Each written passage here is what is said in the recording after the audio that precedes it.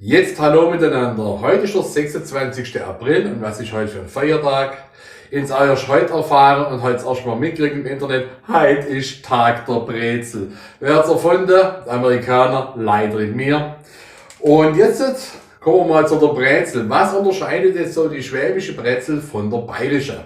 Da sollten die Ärmel relativ dünn sein, so wie hier, und so einen dicken Bauch, quasi so aussehen, so wie ich.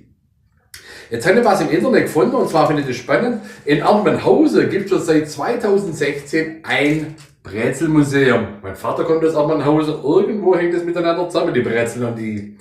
Und wisst ihr, wo die größte Brezel jemals gebacken wurde? In San Salvador, und zwar 2015, und da muss ich jetzt wieder mein Zettel zur Hand nehmen, und da stand die Daten drauf. Die Brezel hat wirklich, sage und schreibe, 783,81 Kilogramm gewogen. Die Brezel war 8,93 Meter lang und die Brezel war 4,06 Meter breit. Jetzt stellt euch mal vor, wie viel man da Butter dafür braucht hat.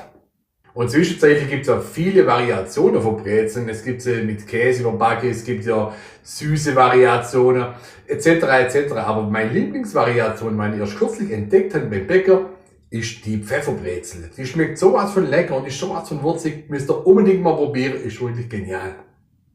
Und über die Entstehung von der Brezel, da ranken sich viele Geschichten und Sagen. Aber am besten gefällt mir die Version vom Bäcker aus Bad Urach, liegt ja am Schwäbischen, der bei seinem Landsherrn beim Grafen in Ungnade gefallen ist, weil er irgendeinen Blödsinn gebaut hat.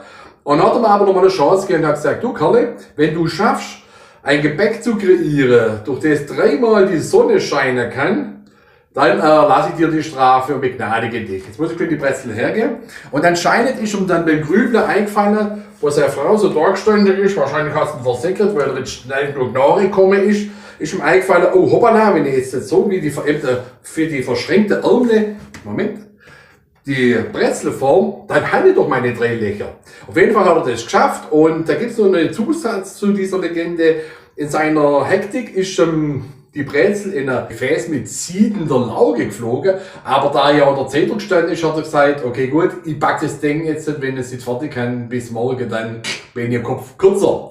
Und dann ist dieses schöne Laugegebäck daraus entstanden. Da gibt es auch noch eine bayerische Version, die hat eine eigene Geschichte, aber wir glauben mal an die schwäbische. Und die Frage, die mich selbst sehr beschäftigt, ist Brezel so rum richtig oder so rum richtig? Wenn man durch die Stadt durchläuft und so bei Bäckereien, wo es schon länger gibt, mal gucken, an ihren Schildern oder in ihren Symbole, wo sie rumhängen haben, in der Fenster, in der Schaufensterscheibe oder wie gesagt an den Schildern, hängen sie meistens so. Weil diese Brezel ist ja auch schon seit ewiger Zeit das Symbol von der Bäckerinnung, aber man findet wirklich nichts wirklich im Internet, ob es jetzt so oben ist oder so unten. Ich habe sie lieber so, weil du hast 2 nette Augen und ein Smiley, und dann isst mir die auch lieber. Und jetzt, die sagen, ich esse die Brezel jetzt normalerweise am liebsten mit Butter, aber ich habe sie jetzt so lange in der Hand gehabt und der Geruch, die will jetzt der Hanne rein in den Bauch. Und deshalb beiß ich jetzt rein und